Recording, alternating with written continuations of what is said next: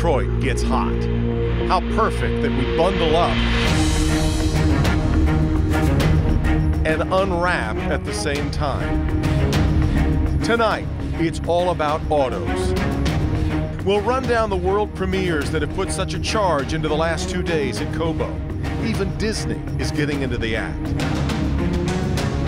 But with all of these new rides practically begging you to get behind the wheel, we are fast arriving at a future that may not put you behind the wheel at all. A time when the automakers are telling hackers to hit them with their best shot. A time when even the dummies keep getting smarter. We'll drop into the conversation in which the talk is less about cars and more about mobility. Whatever we call it, how does Detroit remain its capital city? All of that and more from the North American International Auto Show at Cobo on Dateline Detroit. Hi, welcome to Dateline Detroit, all about autos. So good to have you with us from Cobo tonight. It is the most wonderful time of the year if you're a car buff or working in the industry. And we've got a jam-packed show for you tonight. The North American International Auto Show is here, and excitement is at an all-time high with advancements in technology and design. And of course, the road-ready autonomous car is right in the rearview mirror. It's much closer than it appears. And beyond that, there have been many other advancements in the industry, which we will cover all tonight. Including new measures the companies are taking to try to improve safety. So we got a lot ahead. But first, it's still all about the shiny new autos. Bright lights and sleek designs kick things off for us here at Cobo Center. And that means the 2017 reveals, which provided some oohs and ahs for car lovers all over town and all over the globe.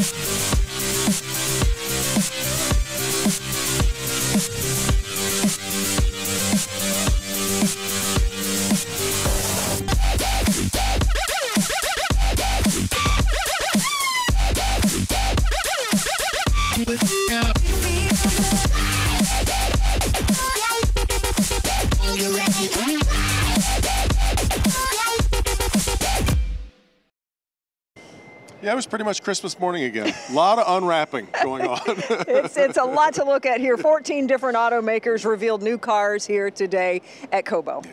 Now, last year was very good to the auto industry, of course.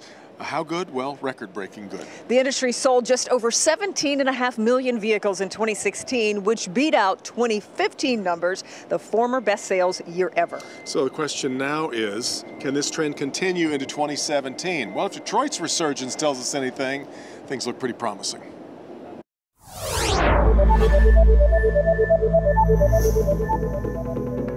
Every January, we turn hopeful eyes to the sparkle and shine of the North American International Auto Show. There's something about a new car that inspires optimism, even if it's one that you don't get to drive home. And all of that horsepower and the swoops and curves are powerful reminders of the creativity and engineering firepower that gives Detroit its singular presence in a world obsessed with moving from one place to another, and doing it in style. That's pretty nice. The resurgence of Detroit has added an even stronger dose of optimism to the proceedings the last few years. No longer are the world's auto riders putting up with a desolate, depressing downtown as a cost of covering the industry. Instead, they're visiting a vibrant, suddenly restaurant-rich bundle of energy that the New York Times has placed on its places to visit in 2017 list. Now that's a year worth ringing in. The new focus on American manufacturing and plans to expand Detroit area plants have union workers suddenly bullish on their futures. The new year brought news that Ford is throttling down in Mexico and throttling up in Flat Rock. These first Ford autonomous vehicles will be powered by hybrids, and they'll be built right here in Flat Rock, Michigan.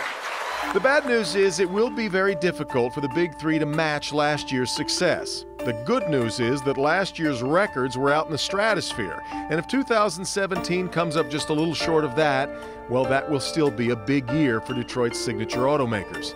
But the wild card is the same wild card that upended conventional wisdom in 2016, and that's Donald Trump.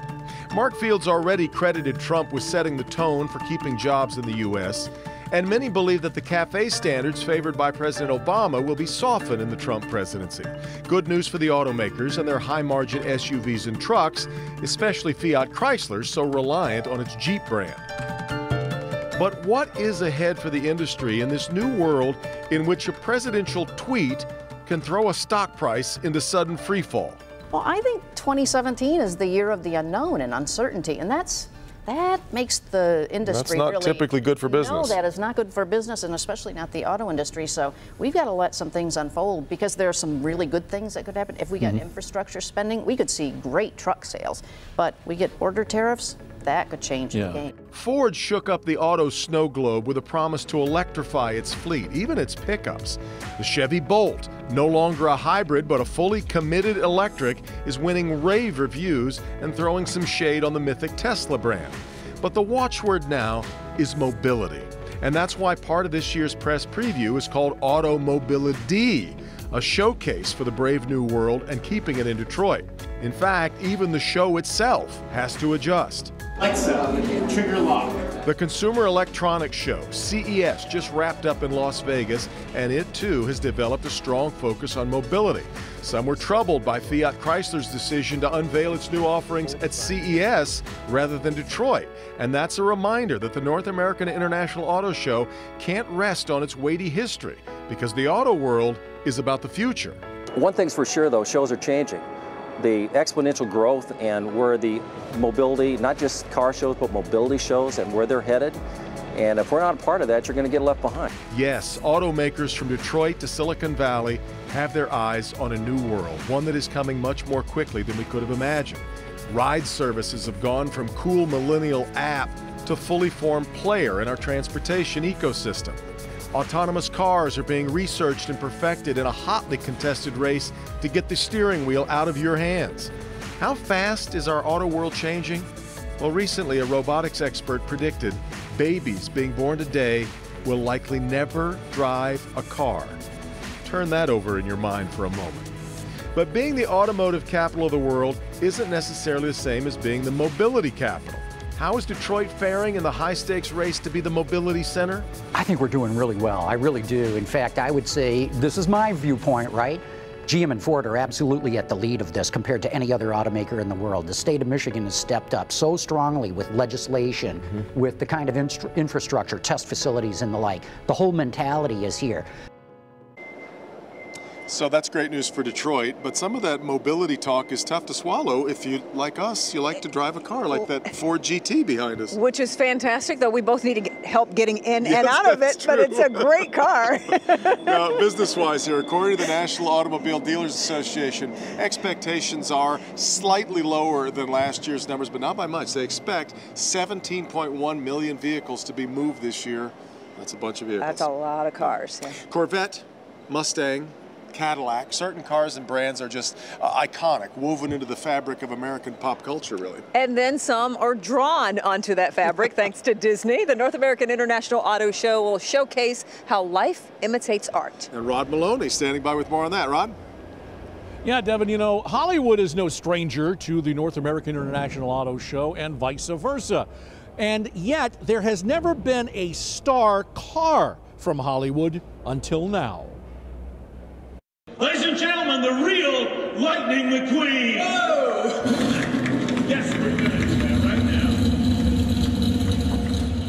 Yes, indeedy. Old number 95 Lightning McQueen right here on the show floor. The kids are going to have a great time with this. And it turns out that Lightning McQueen was originally conceived here at the auto show in 2001 when they started researching cars. And so they did this, but it's been 15 years, and now he's the crusty old veteran. And so what happens to him? Well, it turns out he meets up with a guy by the name of Jackson Storm, a newer, better, faster car that he has to compete with. And oh, he has an accident, we're told, right? So the plot thickens when a Cruz Ramirez, a sort of a training coach, helps him come back. But does he win the big race? That's the question that we have. And yet the car is here for so much fun. So if the kids are coming out, they're definitely going to want to see this for Cars 3, which comes out, by the way, in July. Guys, back to you. You know, Rod, animated cars are such a cool fixture. I'm still waiting to see the Mach 5 that Speed Racer drove. That was my favorite car when I was a kid. You remember that one? No doubt, absolutely the Mach 5, and in fact, there were a number of those even before that. Supercar, remember Supercar, or am I too old for you? Oh, sure, yeah, yep. No. That was my favorite. That's great stuff. Good trip down memory lane. All right, Rod. Thanks, Rod. Well, the threat of hacking is very real for every industry these days. Car makers have Supercar become over the land and keenly under aware the of that. sea. When Dateline Detroit continues, how automotive companies are using hackers to their advantage. And it's one of the most sought-after titles in the industry. Get an up-close look at the North American Car, Truck, and Utility of the Year. That's right after the break. The year was 1991. Two friends on a road trip that turns into a wild getaway. The movie is Thelma and Louise, but do you recognize their getaway car? The answer right after the break. Dateline Detroit, all about autos, is brought to you by Motor City Casino Hotel and your Metro Detroit Chevy dealers.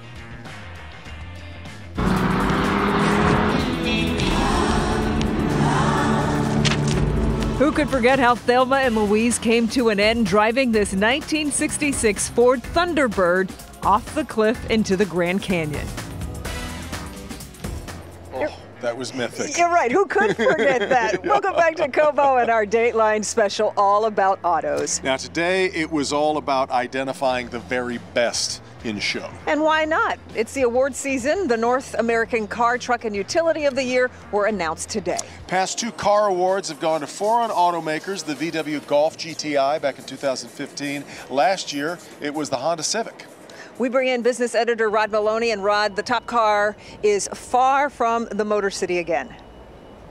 That's right. Now, let's take a look at this. See this right here? This is the trophy for the Car of the Year. It's done by Ed Welburn, the former GM car designer. And guess what? He designed not only this, but it was his team that did this. The Car of the Year, the Chevrolet Bolt EV. And it was quite a year for this NACTOY award.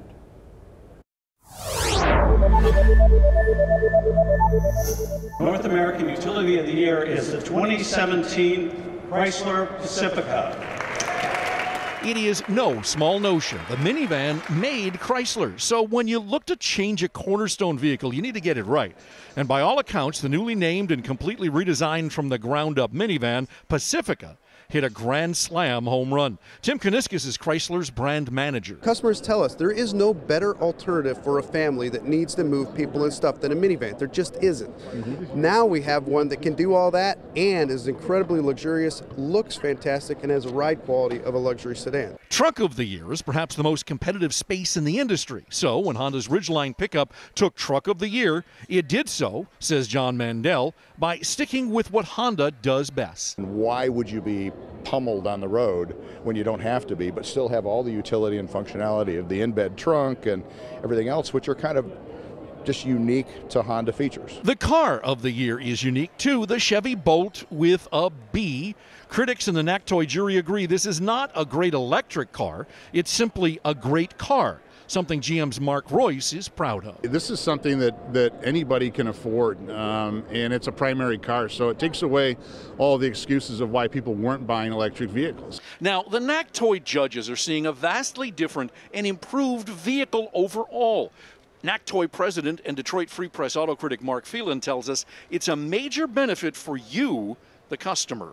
It's stuff that didn't exist even in the highest end luxury vehicles 10 years ago. So the competition and the pace of innovation, the pace that new features are being brought in and that new models are being introduced is unprecedented. No doubt about it. Now, you know, these vehicles are winning early on. The Bolt high marks, the Pacifica high marks. But the next question for them is, how do they perform with quality? And those are questions still yet to be answered. Back to you guys. Yeah, all right, Rod. Especially true when you're talking about an all-electric vehicle. What's the battery life going to be? Does it degrade over time? Only time will tell. We'll see. Well, coming up, adorable pint-sized product specialists. Thank you for coming. I want to show you this great car. Come on, follow me. Meet the kids behind this different kind of dealership. We learn what happens when real customers encounter kids' sales reps. And the man in charge of this auto show is joining us to talk about how they keep the show moving with the times. And it's all about mobility. If you're a car guy, Bullitt is your movie. The 1968 flick stars Steve McQueen as San Francisco detective Frank Bullitt. The chase scene is legendary with his tough-looking car. Name it right after the break. A 1968 Ford Mustang GT. 2 Mustangs and 2 Dodge Chargers were used for the famous chase scene. Okay, welcome back to Dateline Detroit, all about autos from the floor of the 2017 North American International Auto Show. Joining us now, the man that makes all of this happen, the executive director of the Detroit Auto Dealers Association, Rod Alberts. Rod, good to see you again. It's great being here with you guys, and what a day we've had today. It's a wonderful, you know, with the press all coming in from all over the world and putting a great light on Detroit and showcasing what we have to offer. It's a wonderful opportunity. I'm really fascinated, though, by the way that your job is changing a little bit. You've got to keep everybody happy, the car enthusiasts, like with this beautiful Ford GT that's behind us, the Vroom and all that. But this conversation about mobility is really has to broaden the scope of the show, doesn't it? You know, we spent the last year and a half traveling around the world, getting ideas and gathering information on to do mobility correct. Because Detroit's changing and Southeast Michigan's changing. We're trying to make sure we transform into that city that's going to be the center of mobility. But we're on top of the game. We got Automobility D that we opened up this on Sunday, and we had Google, Waymo come in with John Krafcheck. We even had Hollywood come in. So that kickoff into what we have here in Michigan Hall and Hall E, and what we unveiled today on the show floor. We are about technology, and consumers care about that. Comparing product, comparing technology, comparing colors. It's all here at the North American International Auto Show, and I'm just glad we're here to cover it today and have some fun. It is a lot of fun, and it's a beautiful show here. I mean, people come from all over the world, and you're challenged with a difficult task to remain relevant. How do you pull that off? You know, we consider ourselves in the top 2 or 3 shows in the world with Frankfurt and Paris, but you have to change accordingly to stay in that lead role. And Detroit, of course, we naturally have some things going for us here with all the suppliers and technology and OEMs, but in the end, you have to change as time goes along. And we're doing the right things, but it takes everybody in this room, all these manufacturers, to come together. But also here at Cobo Center with the renovations they completed to make a house for what we have to offer. So there's so much that goes into it. Just if you fly in, you come to see the car, all the experiences you have, we're one big package. You got to make sure you do the right thing and put your best foot forward. We've got an interesting split personality going on here, though, because we've got a lot of great high-margin trucks and SUVs. We've also got a lot of electrics. It's an industry really trying to find itself. It's so exciting and diverse in what it has to offer. You know, I remember an electric car, and we had the ride and drives down in Hawley. Remember those days? And it was all new, and the cars were quiet, and that's all, the consumers, that's all new for everyone. Now the hybrids, but now we're getting into other things with urban mobility, connected car. People want to use their phones within it. So there's so much to it that I don't know where it ends. We have 50 startup companies here that have been vetted, that have ideas that have not even considered yet inside of cars. So more to come on that, but we have to be a part of that, and that's what Detroit's all about. No doubt about it. Exciting time. Yeah, it is fun. It's fun to be here with you guys, and thanks for covering the show. You bet. Thanks for being here. Congratulations on another great year. Thank you. We'll see more of you, of course, over the next 2 weeks. Thanks, Rod. The future of self-driving cars will be tested right here in Metro Detroit. Happening at a very historic venue in our community. Next on Dateline Detroit, we take you on a tour of the place where autonomy meets the road. You'll see how what makes us miserable will help give self-driving cars the harshest of tests. In Back to the Future, this car is a silent star of the film. Doc Brown spent his life developing the flux capacitor to make time travel possible. His vehicle of choice has strong Detroit roots. Its full name right after the break. If you're gonna build a time machine into a car, why not do it with some style? Style indeed. The car was the DeLorean DMC-12, created by John DeLorean, a former GM executive who founded the DeLorean Motor Company in 1974. I'd take one without the flux capacitor now. The future of cars could take many of us, though, out of the driver's seat. And the best in self-driving cars is going to be tested right here in Metro Detroit. Guy Gordon takes us on a tour of the proving grounds. Devin and Kim, they want us to be the epicenter of the autonomous car development. And yes, there's this huge testing facility, state of the art, 2,000 jobs created with this, but it will support tens of thousands for generations.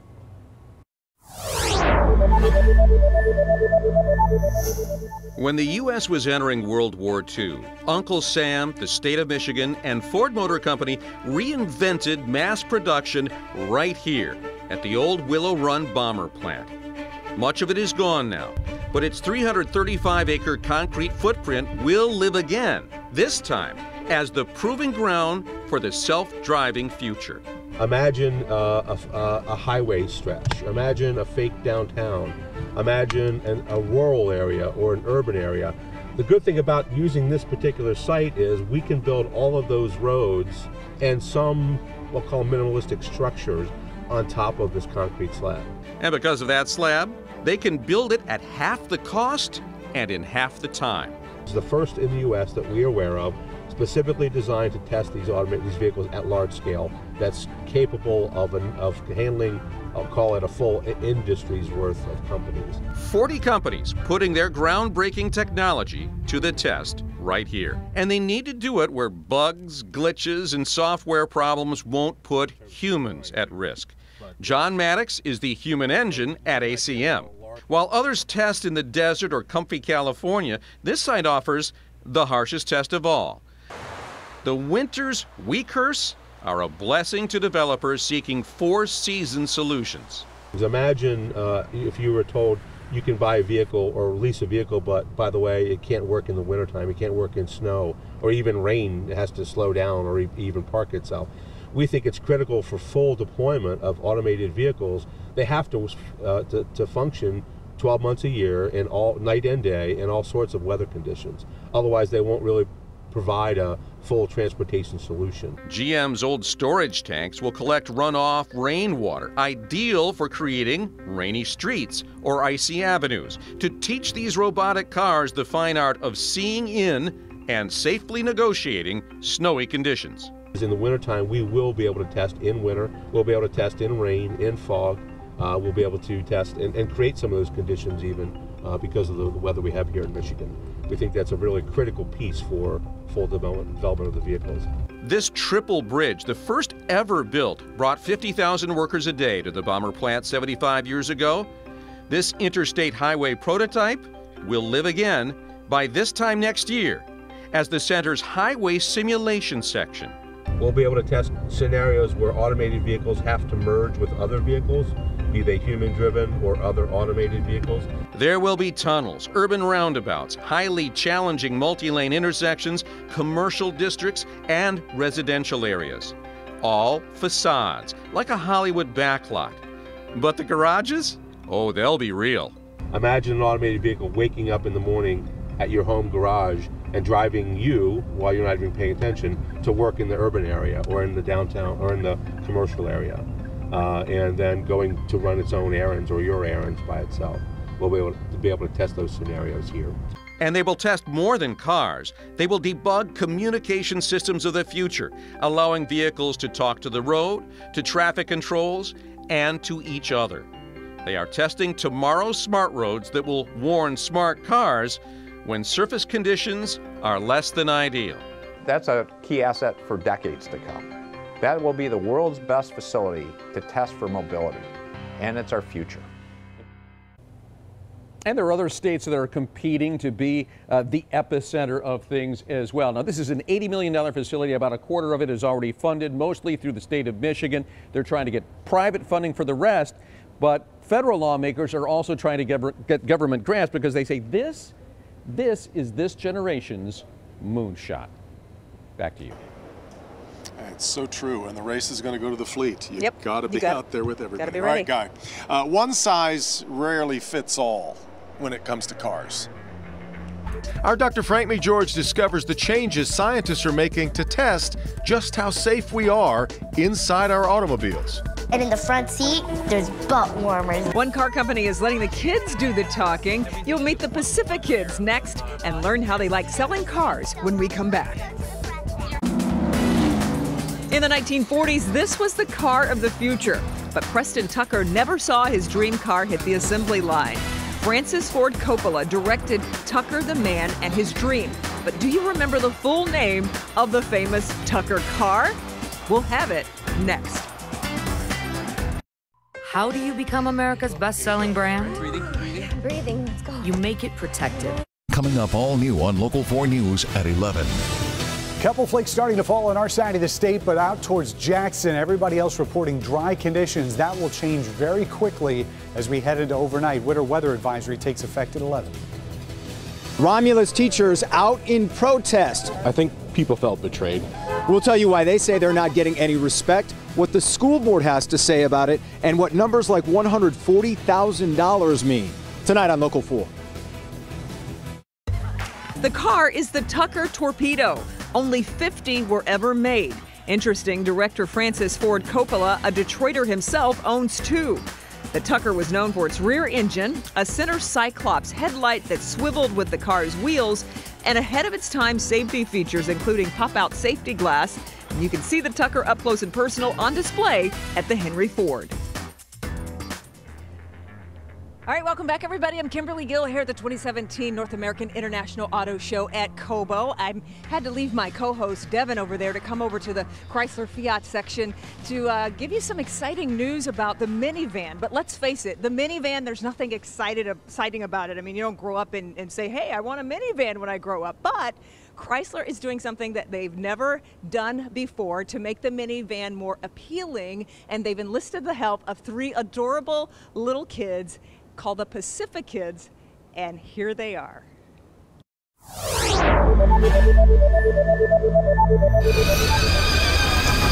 Chrysler has found a clever way to get would-be buyers interested in its flagship new minivan, the Chrysler Pacifica.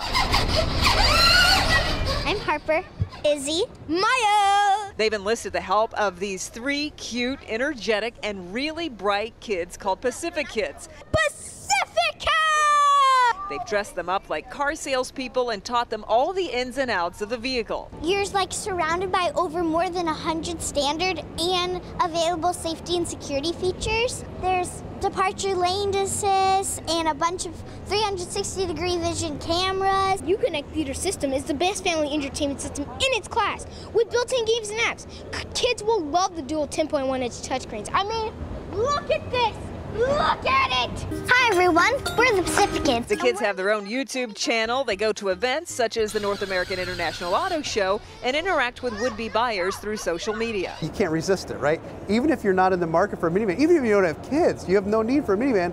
Who's going to resist a cute 8-year-old kid saying, do you want to take a look at my car? Let me tell you about the features and benefits of my car. They've already worked with Neil Patrick Harris and Brooklyn Decker. Kind of nice to be here without kids for a change. We're the Pacific Kids! We go all around the country just selling cars, doing auto shows like this. Some people like want to buy them. Like they actually want to buy them. And who wouldn't want to buy it with product demonstrations like this one? You type in your destination, and then it tells you the distance you've gone, the time remaining, and then it will, like if you're watching a movie and you don't want to keep checking, you can just, it will notify you, you are an hour away, you are 35 minutes away, like 44. Because sometimes I just, instead of sitting in the middle row, I just like to get in the back and relax. Now we're PFFs. We're Pacific Kids Friends Forever. Buy the Chrysler Pacifica! Pacific Kids! Okay, so now, guys, we've got the stars of the show. We've got Izzy, Miles, and Harper.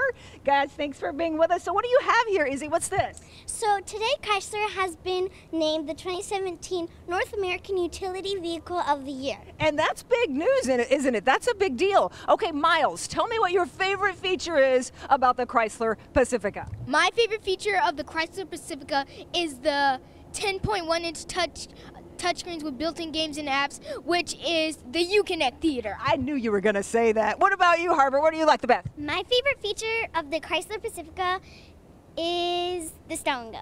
The Stow and Go. So nobody here likes the vacuum cleaner that's inside? You guys don't do any cleaning up of the car? That's pretty cool, isn't it? Yeah. That is cool. Thank you guys so much for talking with us and being with us. You guys do a fantastic job selling the cars. Have you enjoyed being salespeople so far? Yeah. Yes. Yeah? Yes. So, Miles, are people buying the car? Yes. And why is that? Do you have anything to do with that? Yes, of course. Of course you do. And you're all decked out in your khakis and your polo shirts as salespeople, and you guys go all over selling these. Yeah, we go all over the country telling people just how amazing the Chrysler Pacifica is. Okay, so do you have any words for kids that might be out there looking at this and maybe they want to convince their mom and dad to buy a minivan? What would you say to them, Harper? I would tell them to, if they should ask their parents to please buy the Chrysler Pacifica. It's the most awesome Chrysler Pacifica ever. And okay, that's good. I would tell them to buy the Pacifica and beg their moms to buy the Pacifica so bad that they're like, okay, we'll buy it. And because it's a fantastic car. Guys, thank you so much for being with us. And right now we're going to head over to my colleague Devin Skillion, and he's standing by with somebody that you don't normally associate the auto show with. That's our friend, Dr. Frank McGeorge. Exactly right, Kim. Safety is, though, one of the most important deciding factors when people choose a new car. And the unsung heroes of the safety world are, believe it or not, the crash test dummies that sit in for us. And Dr. McGeorge has been looking into the way that they've really changed the way we drive and the way we build cars. That's absolutely right, Devin. You know, although you don't see them directly here at the auto show, they have a profound impact on every automobile that's showcased here. And there's two local institutions that are leading the field when it comes to creating a smarter dummy.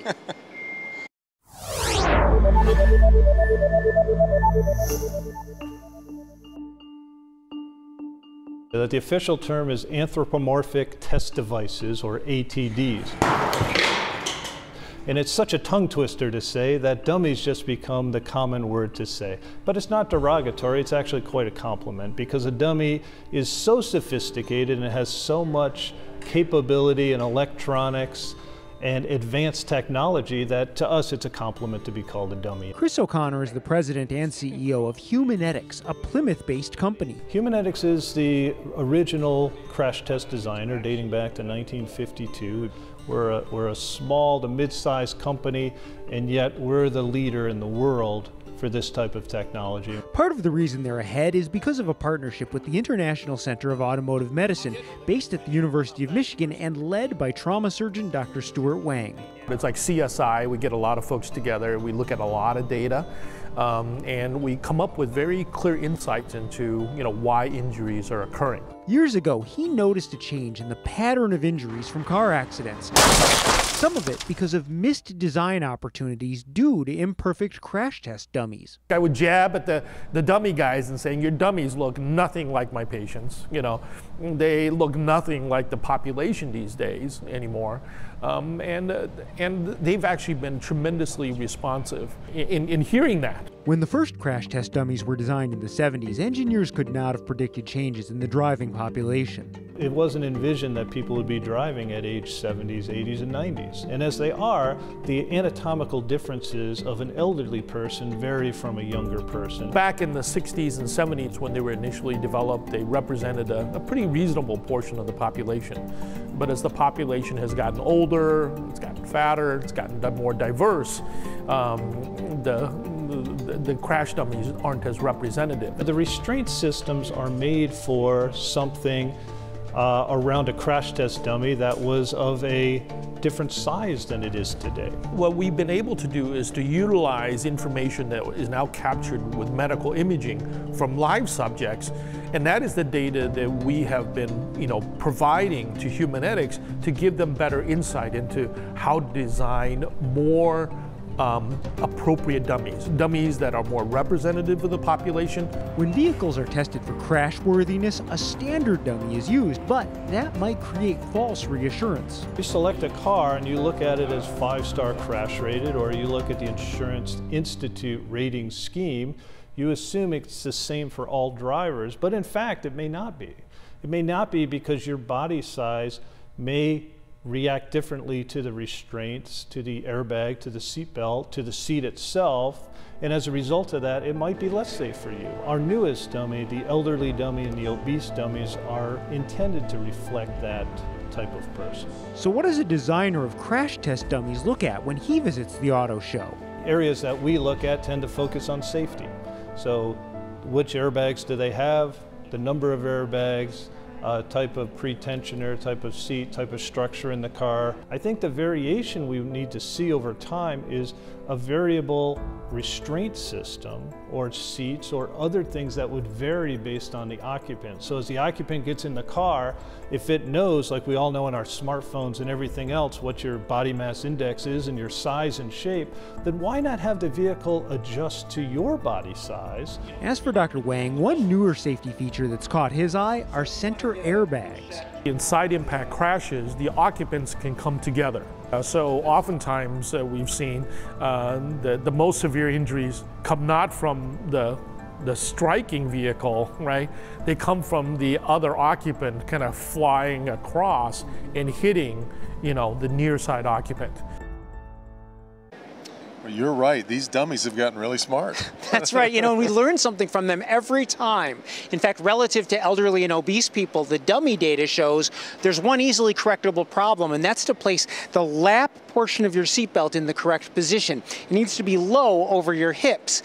Be sure not to let it ride up onto your belly, because when that happens, it can't really stop you from flying forward. It has to grab the pelvic bones. And so that's why this kind of data in elderly and obese dummies is really helpful for automobile designers. Wow. And we tend to put our belt on thinking about comfort, not Right. necessarily thinking about functionality. And it should really be comfort, because that's why you're wearing it. Or it should rather be function, because that's why you're wearing it. Good stuff. Thanks, Doc. Well, the more technically savvy a car gets, the more vulnerable it can become to cyber threats. So car companies have decided to use hackers to protect their product. Guy Gordon explains after the break. He's one of our favorite TV detectives in the 80s, Magnum P.I., private detective in beautiful Hawaii. Just as magnificent, though, his ride that he borrowed from his boss. Can you recall the car? The answer next. Coming up all new on Local 4 News at 11. I'm Mara McDonald. We've got new information tonight on the round-the-clock work here at the Fraser sinkhole. What's next? What's the fix? And who's going to foot the bill? All About Autos was brought to you by Kroger and your Southeast Michigan Ford dealers. It was a tough assignment for Detroit native Tom Selleck. To play Magnum, he drove a 1978 Ferrari 308 GTS. 3 different red ones through the series' 8-year run.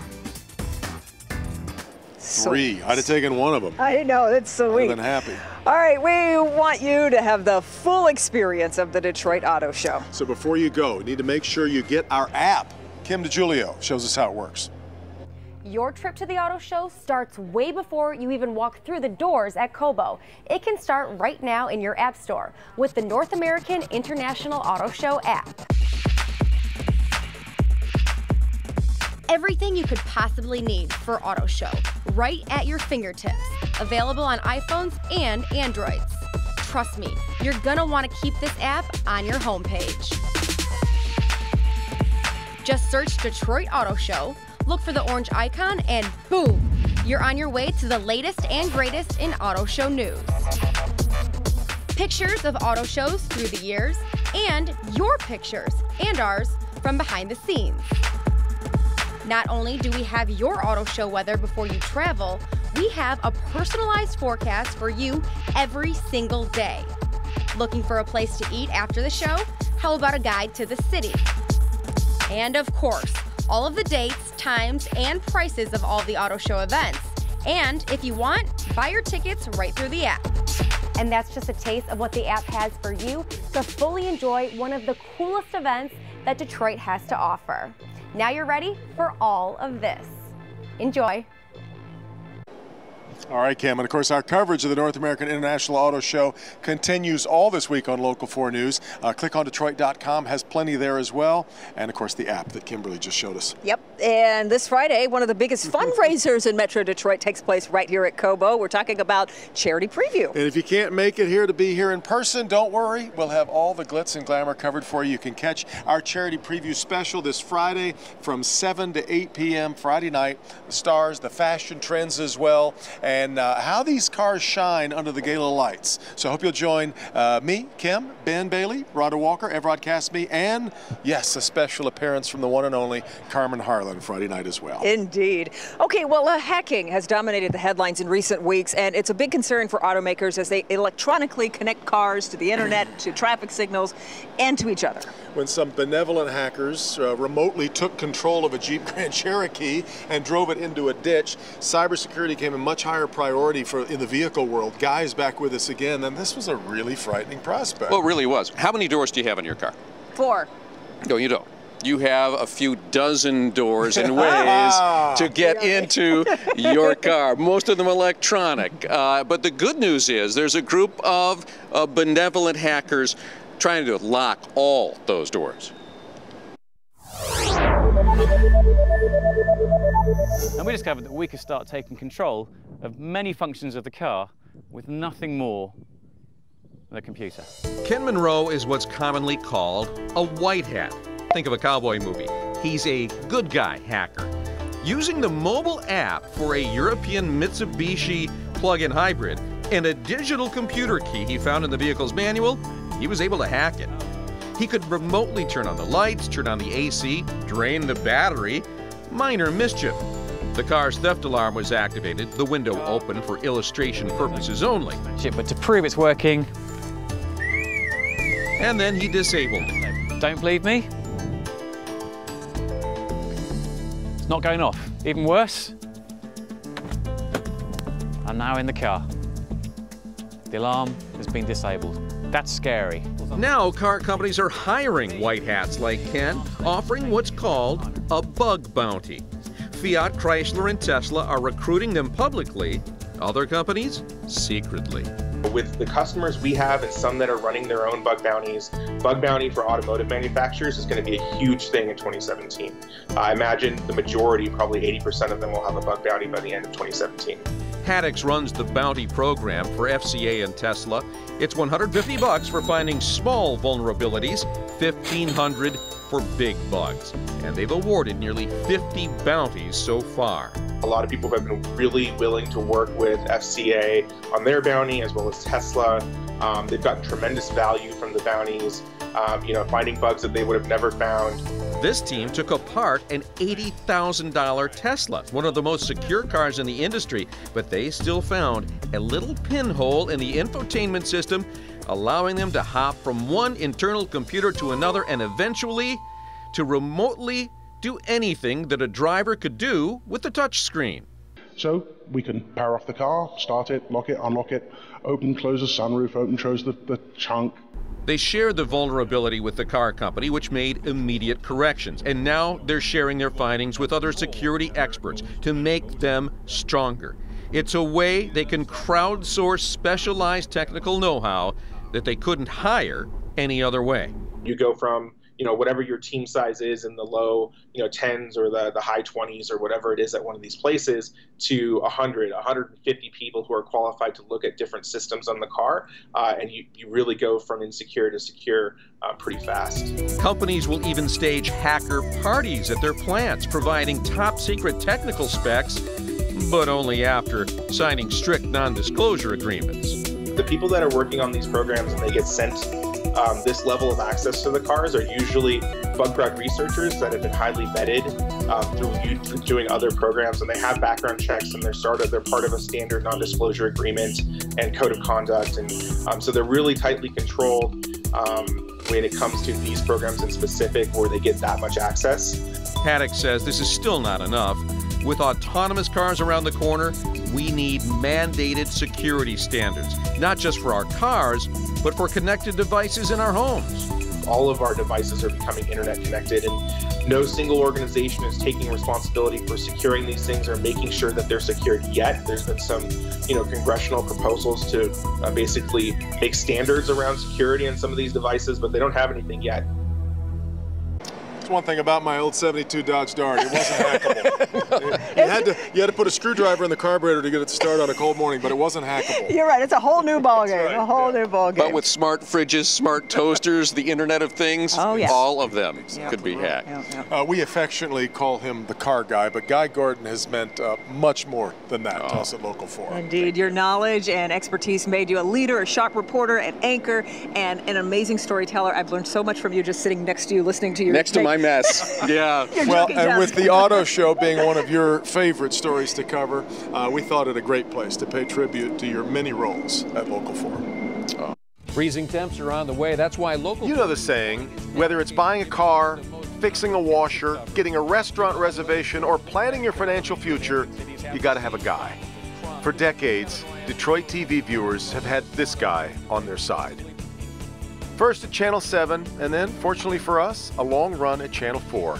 Guy Gordon spent more than 3 decades chronicling the life and times of one of the world's most complicated and consequential news cities. You got 2 vehicles that were totally submerged.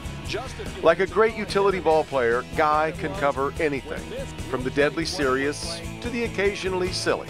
So I swam around my bowl. From holding down the anchor desk website and smartphone app to working a beat on the street. The homes in this area were beautiful homes. But no doubt about it, Guy was in his element when he became our car guy. General Motors has really held the line on fleet sales. And whether he was dissecting very complex decisions made in the boardroom or settling in behind the wheel only to find he wasn't the one driving. My feet are off the pedals and I'm scared. You know us. Guy drove Detroit's most in-depth broadcast coverage of the auto industry.